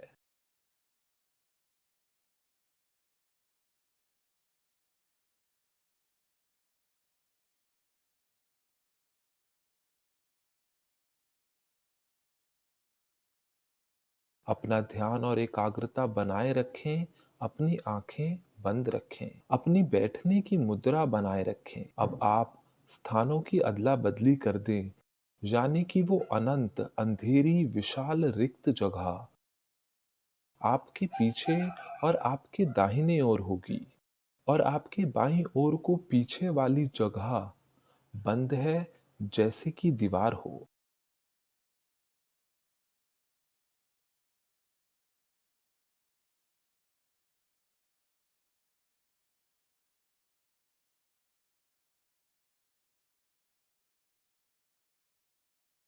अब आप लौट आएं, अपनी आंखें खोल लें, वापस मेरे साथ आ जाएं। मैं पूछना चाहता हूं कि कितने लोगों ने संवेदना में अंतर महसूस किया जब आप दोनों तरफ रिक्त स्थान की कल्पना कर रहे थे। ये तो काफी बड़ी संख्या हुई। हमारे पास बहुत पवित्र लोग हैं आज। आपने जो अनुभव किया वो हिप्पोकैम्पस द्वारा दिया गया इनपुट संकेत था। सामान्यतः दायां दिमाग बायां शरीर संभालता है, पर कल्पना के स्तर पर ये उलट होता है। यदि कभी भी आपको लगे कि जो कल्पना जो आपने अभी अभी की वो आपको एक जबरदस्त भ्रम जैसी प्रतीत हुई, आप पाएंगे कि ये भाग या सिरे अदल बदल हो गए थे। और यदि आप अधिकांश लोगों के जैसे हैं तो आप जो दाहिने ओर महसूस करते हैं वो कहीं ज्यादा आकर्षक था। सच में दिलचस्प। आप दूसरे चरण वाली रिक्त जगह में जाना चाहते थे, और वो जगह जो संवेदना और सनसनाहट जो आपने अपने बाएं ओर खुली जगह की कल्पना करके उत्पन्न की थी, वो उबाऊ सपाट बासी नीरस होने की संभावना है। और ऐसा इसलिए क्योंकि दाहिने ओर का हिप्पोकैम्पस कहीं ज्यादा दूरदर्शी, धनात्मक और आशावादी होता है। ये एक सोचने वाला संज्ञानात्मक हिस्सा और संरचना है, और इसका संज्ञान का समझने का तरीका दाहिने और बाएं ओर अलग अलग होता है। दायां हिस्सा काफी अधिक आध्यात्मिक होता है, वहीं बायां हिस्सा कहीं ज्यादा दुनियावी होता है। अगर मैं अवैज्ञानिक और आम भाषा में कहूं तो कहना चाहिए, आपके हिप्पोकैम्पस में आपका स्वागत है। आप में से वे लोग जो आज की चर्चा से कोई चीज अपनाना चाहेंगे, उनको मेरी सलाह है कि वो इसी चीज को अपनाएं। अपने दाईं ओर के पीछे वाले खुले स्थान की कल्पना करना अपने भीतरी तंत्र को ध्यान, प्रार्थना, योग आदि के लिए साफ और तैयार करने का बेहतरीन तरीका हो सकता है। आपको 20 मिनट तक गहरे ध्यान और सीधी हुई मुद्रा में बैठकर पूर्ण एकाग्रता प्राप्त करने की जरूरत नहीं। आप बस शुरू करें, खुली जगह का ध्यान करें और फिर अन्य अभ्यास शुरू करें। ये एक अकेला अपने आप में पूर्ण आध्यात्मिक अभ्यास नहीं है, ये तो एक बहुत अच्छा तरीका है जिससे आप अन्य अभ्यास के लिए तैयार हो सकते हैं। और अब जब मैं आपको हिप्पोकैम्पस के बारे में थोड़ा बहुत बता चुका हूँ, तो मैं आपको चमत्कारों के बारे में कुछ और बता सकता हूँ। तो बुद्धघोष आचार्य ने अपनी पुस्तक विशुद्ध मगा, विशुद्धि का मार्ग में जो कहा है वो ये है कि चमत्कार करने के लिए अपनी आंखें बंद करें और चेतना की उस अवस्था में उतरे जहां आपको अपनी आंखों के पीछे अनंत आकाश दिखाई दे। उन्होंने ध्यान के कई तरीके बताए हैं जिनसे चेतना की यह अवस्था कुछ आसानी से प्राप्त की जा सकती है। इस कार्यक्रम के विज्ञापन में कहा गया था कि मैं चमत्कार करना समझाऊंगा। शायद पर्चे पर इतनी जगह नहीं थी कि मैं ये लिख पाता कि आप ज्यादा विचलित न हो जाएं यदि आज की इस चर्चा के बाद आप पानी को शराब में न बदल पाएं। मैं नापा घाटियों के अंगूरों के बगीचे में घूमा हूँ और इस कौशल को इसके असली मोल से ज्यादा भाव दिया जाता है। तो उन्होंने कहा है कि पहले चेतना की उस विशिष्ट अवस्था को प्राप्त करो, और वो केंद्र में प्रकाश बिंदु के साथ शून्य की बात नहीं कर रहे। वे बात कर रहे हैं कि आप आंखें बंद करके बजाय पलकों के पीछे के धुंधले अंधेरे को देखने के अपने आप को अनंत में उतार दें। इसमें खुले विशाल स्थान का भाव होना चाहिए।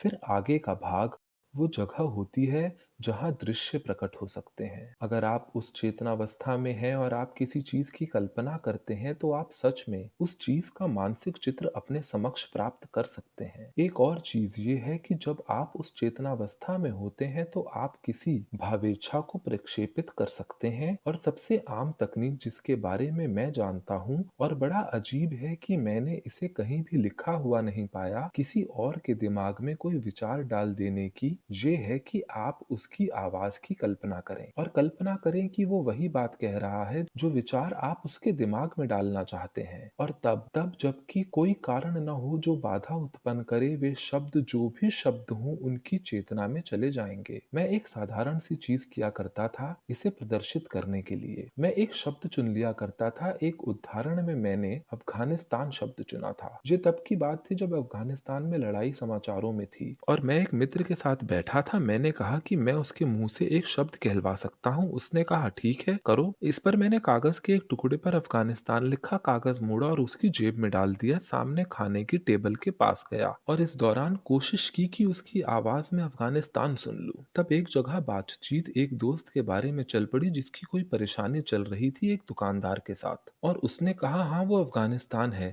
नहीं नहीं, वो अफगानिस्तान से है वो। और मैंने कहा अफगानी, उसने कहा, हाँ, ये कहना चाहता था, वो अफ़गानी है। मैंने कहा, ठीक है, अब कागज़ खोलो और देखो। वो पागल हो गया था। मैं उसके दिमाग में शब्द डालने में सफल हो चुका था। एक कारण जिसकी वजह से मैंने वो शब्द चुना, वो ये था कि ये एक सामान्य आम शब्द नहीं था। ये सामान्य बातचीत में निकल के आ सकता था और ये ऐसा शब्द नहीं था जो धार्मिक, यौन, वैज्ञानिक, गणितीय प्रकार का भाव निहित करता था।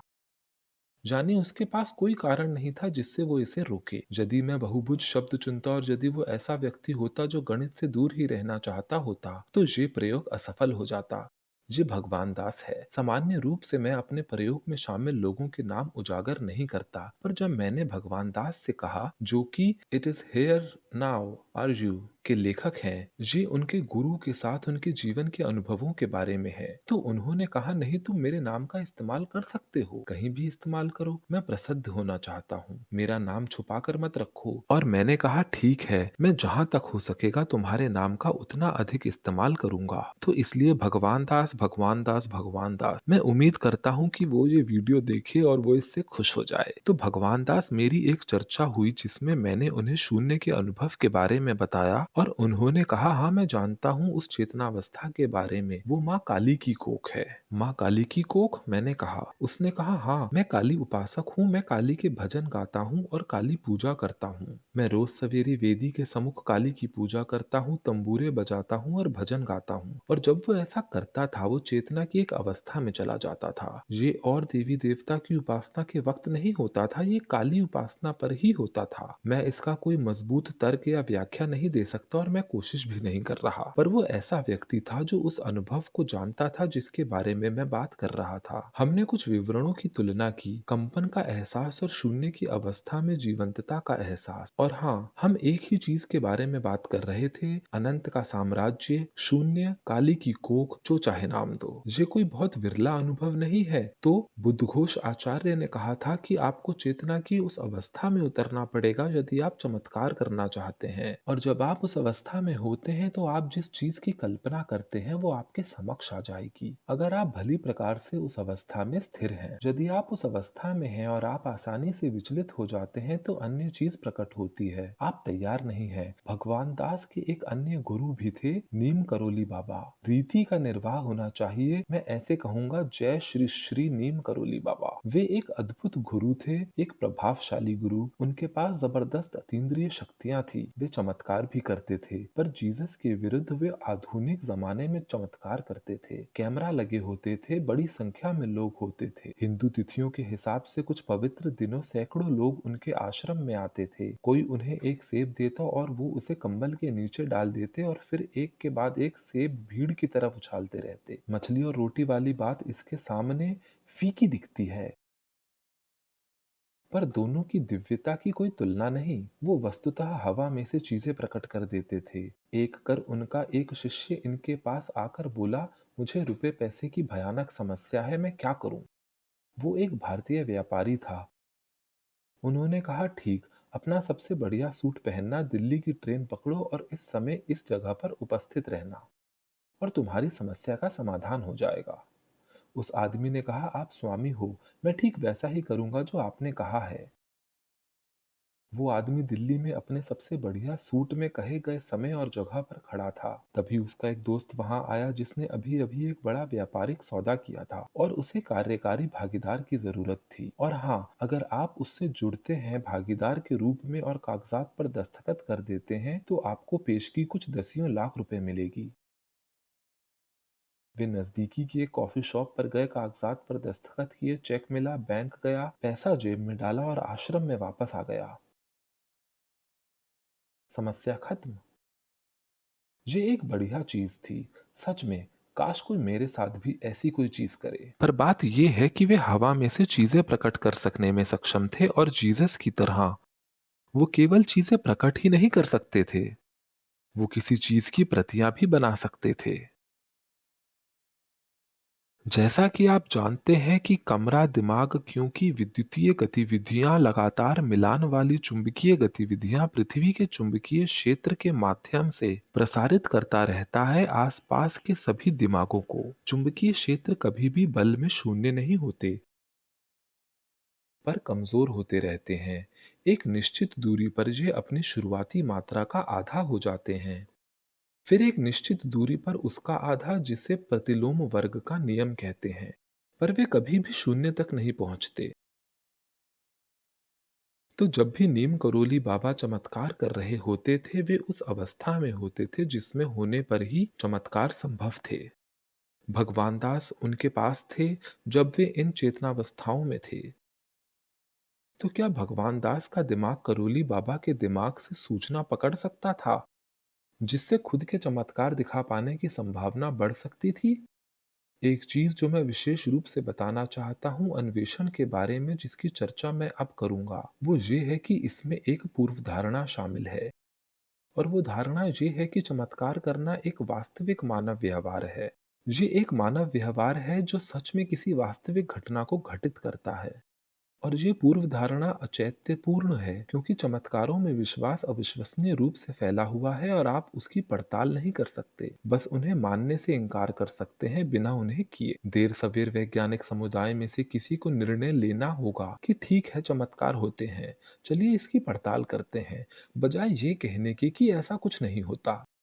चमत्कारिक घटनाएं जो पूरे मानव इतिहास के दौरान कुछ विशिष्ट लोगों के इर्द गिर्द घटती आ रही हैं, और कहानियां और समाचारों के जखीरे के जवाब में ये कहना कि ये सब बकवास है, ये आज के हमारे सुविकसित वैज्ञानिक समुदाय के लिए सच में शोभा देने वाली बात नहीं है। एक और चीज जो मैं विशेष कर बताना चाहता हूँ, वो है कि ये सांस्कृतिक प्रसार नहीं है।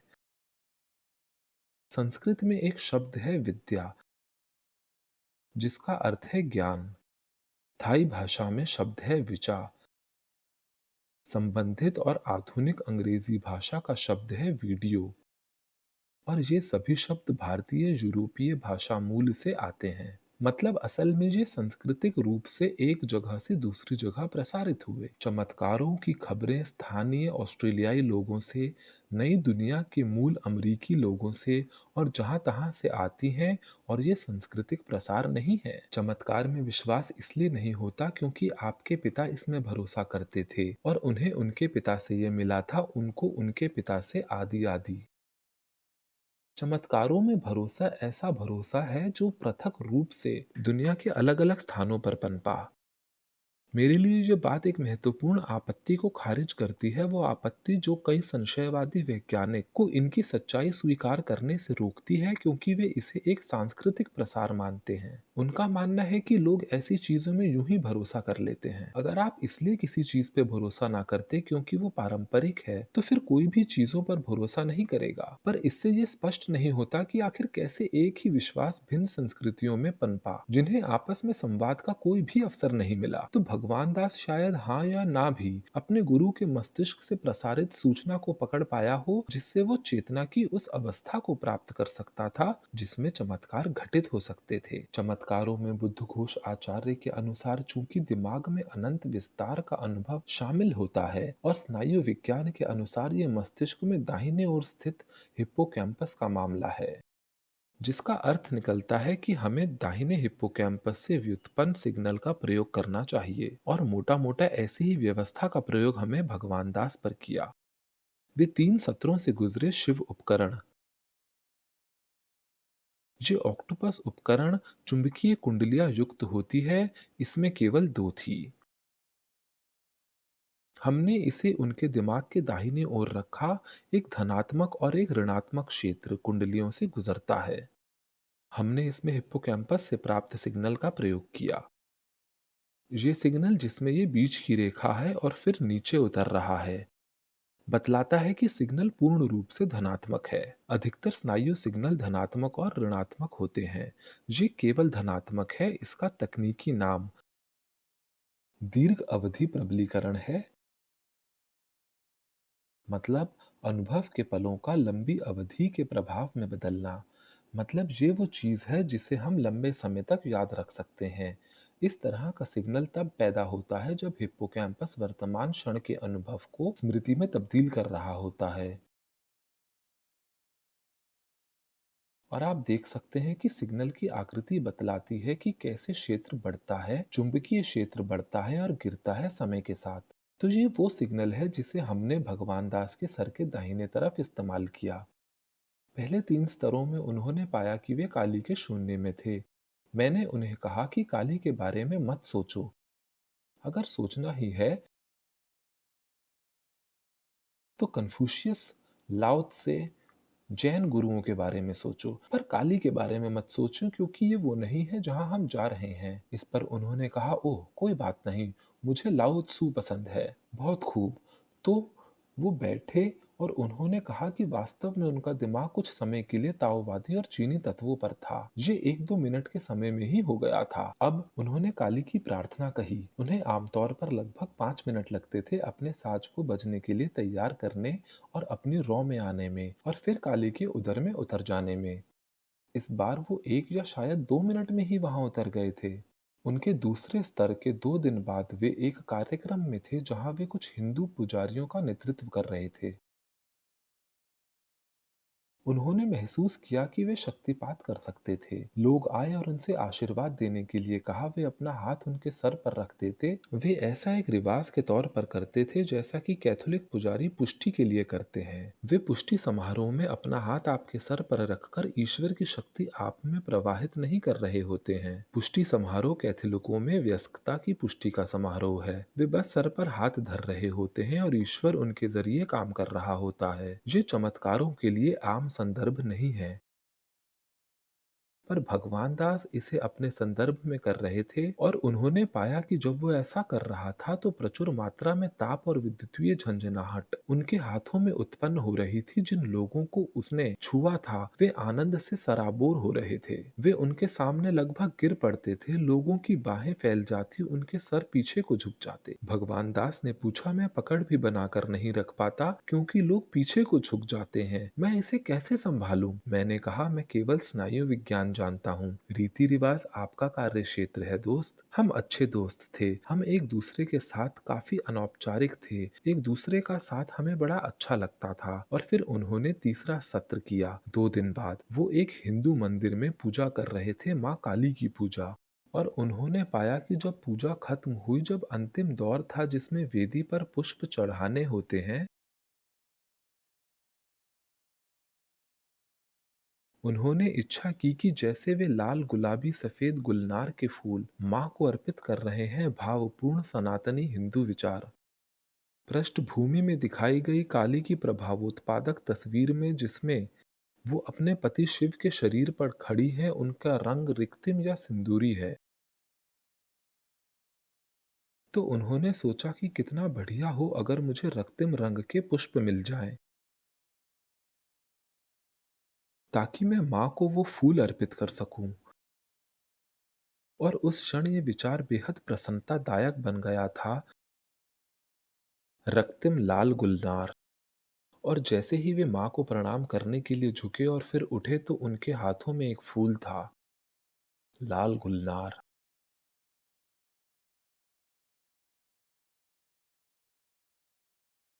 उन्होंने उसे उत्पन्न कर लिया था। तो ये उनकी कहानी थी। एक बार मैंने ये कहानी एक स्नायु विज्ञानी को सुनाई जो असल में एक स्नातक का विद्यार्थी है और स्नायु विज्ञानी के तौर पर काम करना शुरू करना चाहता है। उसने जवाब में कहा, इसका एक सीधा सा जवाब है।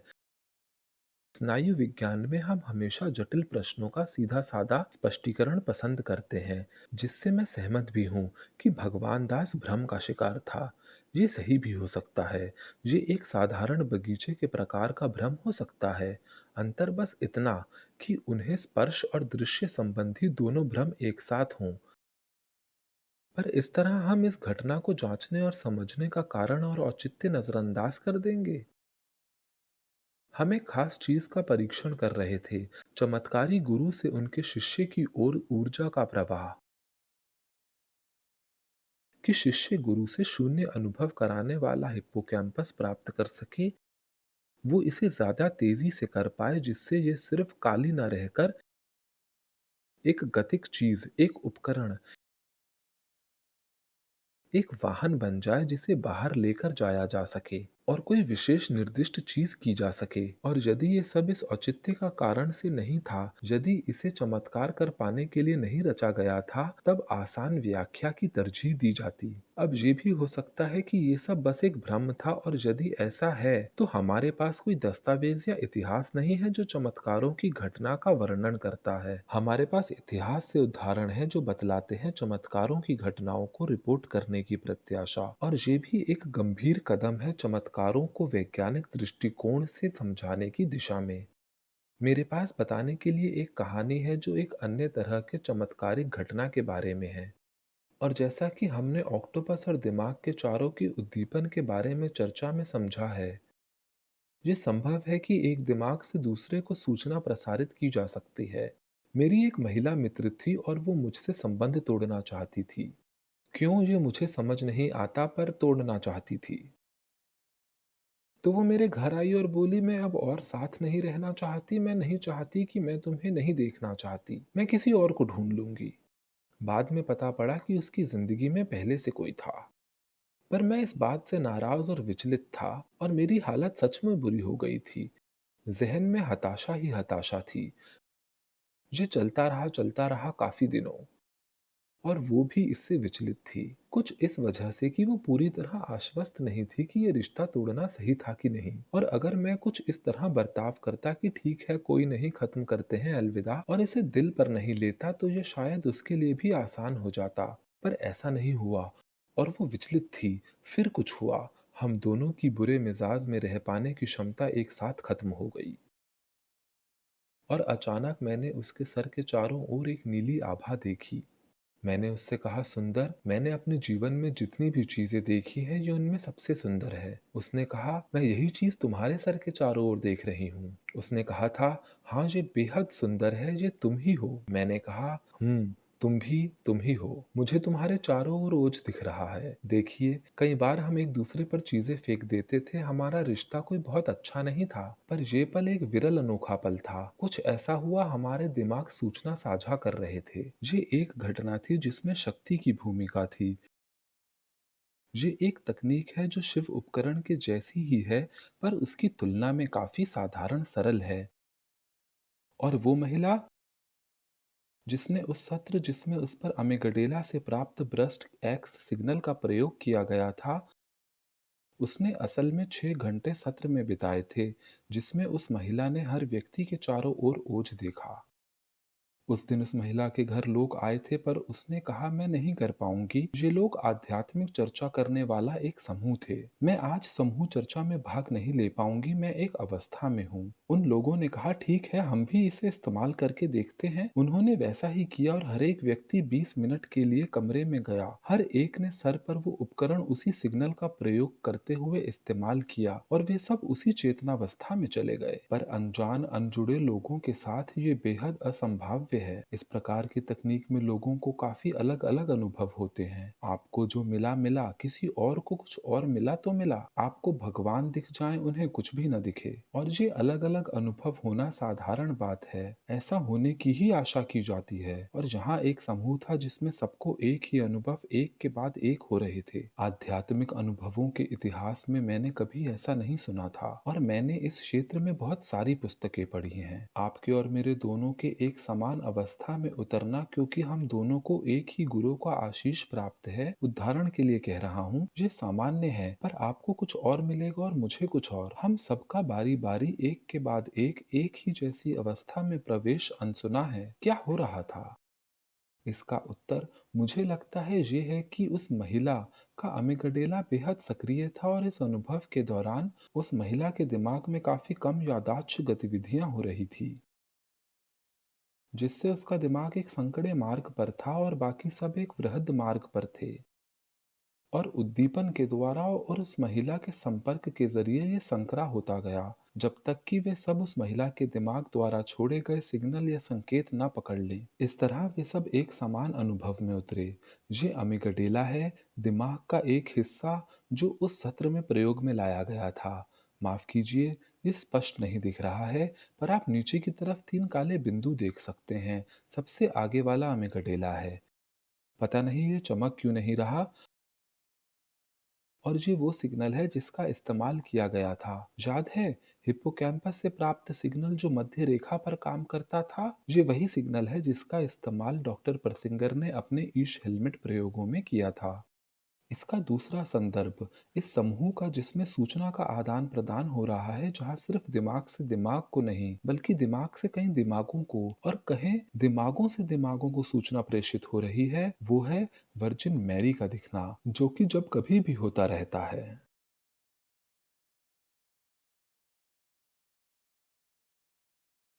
ये एक तस्वीर है जीटन, मिस्र का एक गिरजाघर की, जहां 1968 से 1971 के बीच वर्जिन मैरी का दिखना सूचित किया गया था। कुछ लोगों ने वर्जिन मैरी को देखा, ये एक महत्वपूर्ण हिस्सा है, अन्य लोगों ने सिर्फ रोशनी देखी। ठीक ऐसी ही चीज जो बेहद प्रसिद्ध है फातिमा में हुई। और मुझे लगता है यहाँ जो हो रहा है वो ये है कि ऐसे लोग जो परिवर्तित अवस्था में अनुभव हेतु सर्वाधिक संवेदी थे, जो इन घटनाओं के दौरान इन जगहों में से किसी एक जगह उपस्थित थे, यदि वे बेहद संवेदनशील थे और अगर वे उम्मीद कर रहे थे कि उन्हें वर्जिन मैरी दिखेगी और यही उन्हें रोशनी के पुंज और गोलों में दिखा। ये रोशनी के गोले प्रतीत होता है कि इनका उद्भव स्रोत भूचुंबकीय गतिविधि है और ये दबाव से उत्पन्न होते हैं जो भीतरी चट्टानों के मध्य पनपता है, जो भूकंप के रूप में प्रकट होता है। गौरतलब है कि जीटिन मिस्र के वर्जिन मैरी के दिखने की घटना के कुछ ही समय बाद एक भूकंप आया था सिनाई प्रायद्वीप के दक्षिणी हिस्से में सन 1971 में, और उस भूकंप के बाद जीटीन में वर्जिन मैरी दिखने की घटना थम गई थी। उन बातों पर जिसका संबंध आप में से वे जो अतीन्द्रिय शक्ति जागृत करना चाहते हैं, उनको कुछ व्यावहारिक निर्देशों और सुझावों से है, आप यहाँ दो मस्तिष्कीय संरचनाएं देख सकते हैं। दोनों के बारे में आज की चर्चा में पहले बात की जा चुकी है। इनमें से एक अमेगडेला है, दूसरा हिप्पोकैम्पस है। अमेगडेला एक बेहद भावनात्मक संरचना है, बाईं तरफ वाला धनात्मक भावनाओं और दाईं ओर वाला ऋणात्मक भावों, खासकर भय से संबंध रखता है। आपको ये चित्र दिखाने का उद्देश्य ये है कि ये दोनों नसों और तंतुओं से मात्र जुड़े नहीं हैं, बल्कि असल में ये एक दूसरे से गुथे हैं। इन दोनों का एक दूसरे से गहन संबंध है। सोच का भावनात्मक प्रभाव होता है, भावनाएं सोच को प्रेरित करती हैं। तो जब एक सक्रिय होता है तो दूसरा शांत और मौन होता है। वे एक प्रकार से सीसॉ झूले जैसा संबंध रखते हैं। प्रत्येक एक दूसरे को लगातार शीर्ष स्थान पे आने के लिए आमंत्रित करता रहता है। वे हमेशा आमंत्रण स्वीकार नहीं करते, पर वे इसमें सक्षम होते हैं। आप सोचने की मुद्रा में जा सकते हैं जब आप कैलकुलस या कलन कर रहे हो। ओह माफ कीजिएगा, मैंने कहा था मैं इस शब्द का इस्तेमाल दोबारा नहीं करूंगा। या भावना की मुद्रा में जब आप आनंद ले रहे हो या भय में हो। तो एक पारंपरिक शिक्षा जो अतीन्द्रिय प्रशिक्षक से प्राप्त होती है, वो है कि भावनाएं अतीन्द्रिय अनुभव से उलझती हैं। शिव उपकरण का उपयोग कर मेरे लिए ये जानना आसान है कि जब फोन की घंटी बजे तो फोन कौन कर रहा होगा। मेरा भाई है, मेरी माँ है, मेरा बेटा फोन कर रहा है, ऐसा ही कुछ। ये कोई भारी भरकम चीज नहीं। पर अगर कोई कॉल हो जिसमें कोई बुरी खबर हो या कोई बेहद अच्छी खबर वाला कॉल हो, तो मैं सामान्यतः इसके बारे में नहीं जान पाऊंगा। अगर फोन की दूसरी तरफ वो व्यक्ति हो जिसको मैं सच में सुनना चाहता हूँ, तो मेरा कयास गलत बैठेगा। भावनाएं अतीन्द्रिय समझ पर भारी पड़ती हैं, ठीक उसी तरह से जैसे कि भावनाएं हमारे दैनिक जीवन में बुद्धिमत्ता पर भारी पड़ती हैं। तो ये सब आपको बताने के बाद आप कैसी अतीन्द्रिय क्षमता प्राप्त कर सकते हैं? और उत्तर शायद ये है कि जब कोई ऐसी घटना घटती है जिसके बारे में आप अतीन्द्रिय अनुभव चाहते हैं, और ये एक असंगत नाम है क्योंकि जैसे ही आप एक अतीन्द्रिय अनुभव प्राप्त करना चाहते हैं, आप इसका होना मुश्किल बना देते हैं। जब एक घटना होती है, आपका जहन, आपका दिमाग इसके प्रति बड़ी संख्या में अनुक्रिया उत्पन्न कर देगा, जिनमें से अधिकांश आपकी जानकारी के स्तर से नीचे ही रह जाती है। पर जब कुछ घटता है, शुरू की कुछ अनुक्रिया में से एक होगा। आपके दिमाग के अंदर से एक छोटी सी सूचना, एक तस्वीर, एक छवि, एक विचार, वो एकदम शुरुआती, वो तत्क्षण प्रतिक्रिया,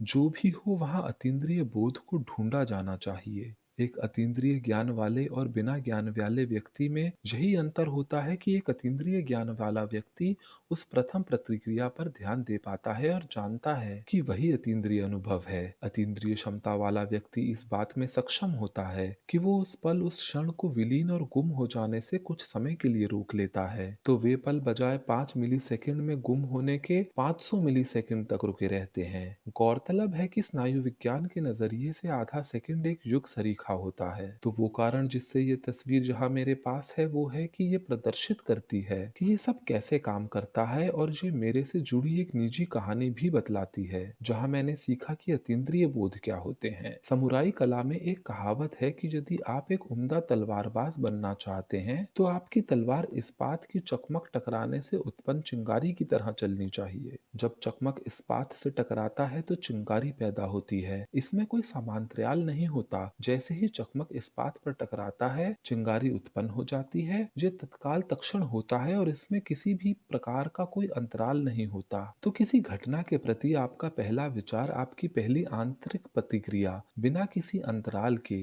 ये वो क्षण और स्थान है जहां अतीन्द्रिय अनुभव या आगत को ढूंढना चाहिए। और जो घटना मैं सोच रहा हूँ वो है कि एक बार मैं किसी के साथ उसके नए घर पर गया। उनको अपना घर बेहद पसंद था, ये घर उनके लिए एकदम अच्छा था। उन्होंने कहा, मालूम है एक चीज की कमी खलती है यहाँ मुझे। जैसे ही उसने कहा एक चीज की कमी खलती है यहाँ मुझे, मेरे जहन में आतिशबाजी की एक छवि उभरी। और पिछली रात ही मैंने लेविलेन श्रृंखला में अतीन्द्रिय शक्ति के विकास के बारे में पढ़ा था। तो मैंने कहा, आतिशबाजी? उसने कहा, हाँ सही कहा, पर तुम्हें कैसे पता? उसने बताया कि उसके पिछले घर में एक छोटा सा तंदूर था, जमीन पर ईंटों से बना हुआ। वहां वो एक निजी आध्यात्मिक अभ्यास के तौर पर उसमें रंगीन नमक आग में फेंका करती थी। तब रंग और नमक जलकर रंगीन चिंगारी पैदा करते थे।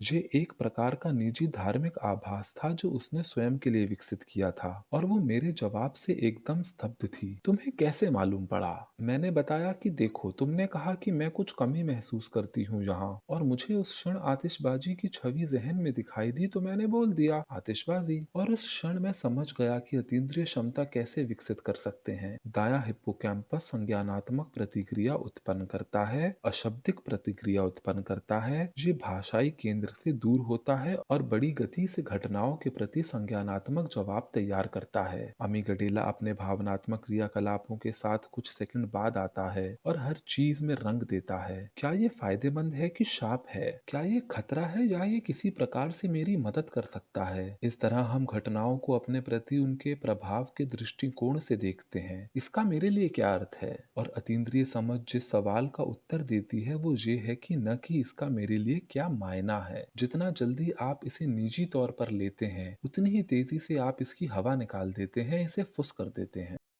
एक अन्य सवाल है कि क्या कोई अतीन्द्रिय ज्ञान प्राप्त कर सकता है, और इसका जवाब है हाँ, पर इन शक्तियों को विकसित करने के मार्ग में आने वाली कठिनाइयां सबके लिए अलग अलग होंगी। अगर आप एक बेहद भावनात्मक व्यक्ति हैं, यदि आपकी भावनाएं सबसे पहले प्रतिक्रिया देती हैं, हमेशा यदि आप महसूस करते हैं कि आपका अर्थ है आपकी भावनाएं भीतरी कलात्मक काव्यात्मक स्तर पर, तो इन शक्तियों को विकसित करना आपके लिए पत्थर से पानी निकालने जैसा है। यदि आपको लगता है कि आप अपनी सोच में निहित हैं तो ये आपके लिए कुछ आसान होगा, पर अगर आप ऐसे विचारों से साम्य हैं जो शब्दों, आकृति, रूप, स्वाद में व्यक्त नहीं किए जा सकते, स्वाद यदि आप रसोइया हैं, धुन यदि आप संगीतकार हैं, यदि आपको भीतर से लगता है कि आपको शब्दों में नहीं समझा जा सकता,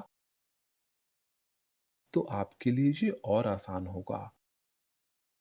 यद्यपि तो भी आपको मजेदार टोपी शायद न दी जाए। मुझे बुरा नहीं लगेगा अगर मेरे पास इस तरह की विचित्र टोपी हो। हालांकि मुझे लगता है कि मैं उसे पहनूंगा, पर पारंपरिक अतीन्द्रियों को में इस तरह के परिधान काफी चलते हैं। मेरे एक आध्यात्मिक गुरु कर्मू ने एक बार कहा था कि शमान जरूर एक मंच कलाकार रहा होगा। तो क्योंकि हम चीजों के प्रति अपनी प्रतिक्रियाओं को बड़ी शीघ्रता से निजी रंग दे देते हैं, इसीलिए ये हमारे अतीन्द्रिय बोध में दखल डालता है। इस बात से हम अतीन्द्रिय गुरुओं की एक और पुरानी शिक्षा की सच्चाई परख कर सकते हैं। वो है स्व। व्यक्तिगत अस्तित्व का भाव नहीं अपितु व्यक्तिगत महत्व का भाव कि ये अतीन्द्रिय बोध महत्व का है क्योंकि ये मुझे प्राप्त हुआ है। ये भाव तिरोहित हो जाना चाहिए। ये आपको क्या मिला नहीं है, यहाँ अतीन्द्रिय जानकारी उपस्थित है। अब इसका आपके लिए क्या अर्थ है? ये जैसा कि एक प्राचीन बौद्ध गुरु ने कहा है, तत्थत का विषय है, ऐसा होने का विषय है। ये जो है वो है, और आप जिहोवा और पोपय की तरह मैं जो हूँ वो हूँ। तो आज के लिए इतना ही। धैर्य से मुझे सुनने के लिए आपका धन्यवाद।